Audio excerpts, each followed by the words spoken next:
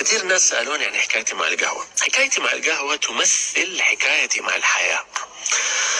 القهوة طبعا أنا كنت إنسان يعني حياتي أغلبها كلها أبيض وأسود، يعني كل أمور الحياة أبيض وأسود ما في رمادي، من ضمن القهوة. فكنت أشوف أنه ليه يعني أستمتع بالكافيين وبالصحصحة اللي تديني هي الكافيين، أو بمذاق القهوة حلوة، القهوة لغة عربية فصحى.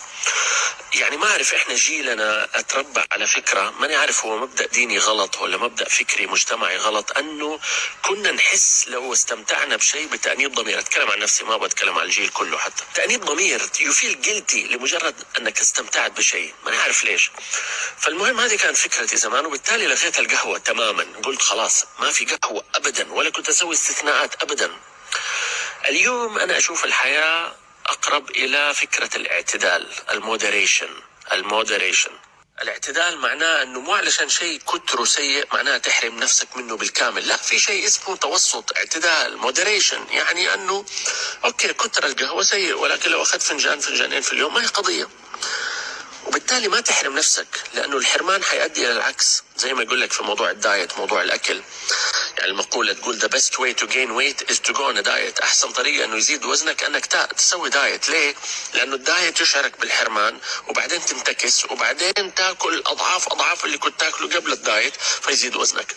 ففكرة الوسطية حتى في الأكل. أنا جلست 5 سنين ما أكل أبدا سكر معالج artificial sugar، ولا آيس كريم، ولا كوكيز، ولا كنافة، ولا أحطها في فمي 5 سنين كاملة. اليوم لا، نظرتي والله لو في مرة عزومة، مرة في الأسبوع، ما هي من روتينك اليومي، ما هي قضية. يعني لو أكلت لك شوية آيس كريم ولا كوكيز، طالما مرة أخرى باعتدال وبدون زيادة وبدون ما تروح أوفر. الجانب الثاني من حكايتي مع القهوة اللي هو أيضا حكايتي مع الحياة، فكرة أنه لما أنا كنت ما أشرب قهوة كنت يعني أنظر نظرة دونية للناس اللي يشربوا قهوة. يعني مو مجرد إنه أنا خلاص، لا، كان نظرتي إنه أوف هذول ليش الناس يشربوا قهوة؟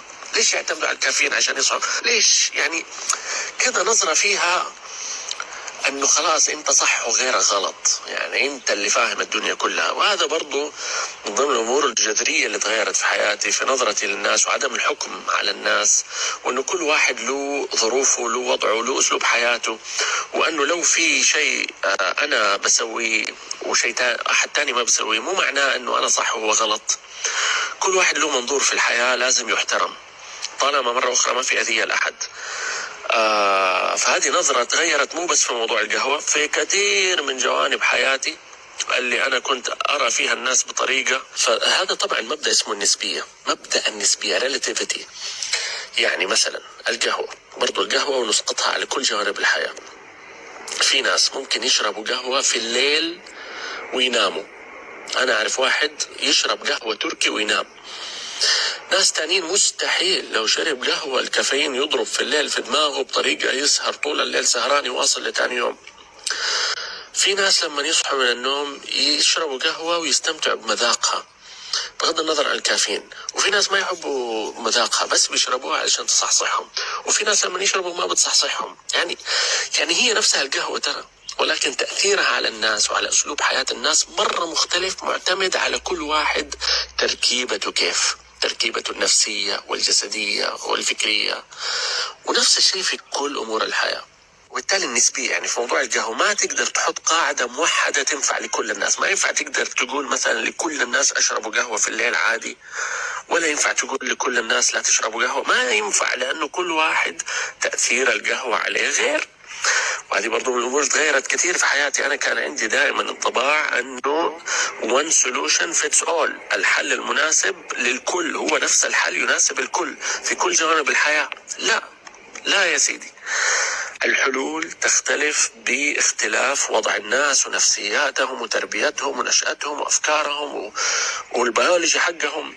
ما في one size fits all، ما في حل واحد يناسب الكل. هذه مبدأ النسبية، اللي ينفع لك ممكن ما ينفع لغيرك، والتجربة هي خير برهان. تجرب، زبطت الشغلة زبطت، ما زبطت معناه تجرب شيء تاني. هذا مبدأ مرة مهم.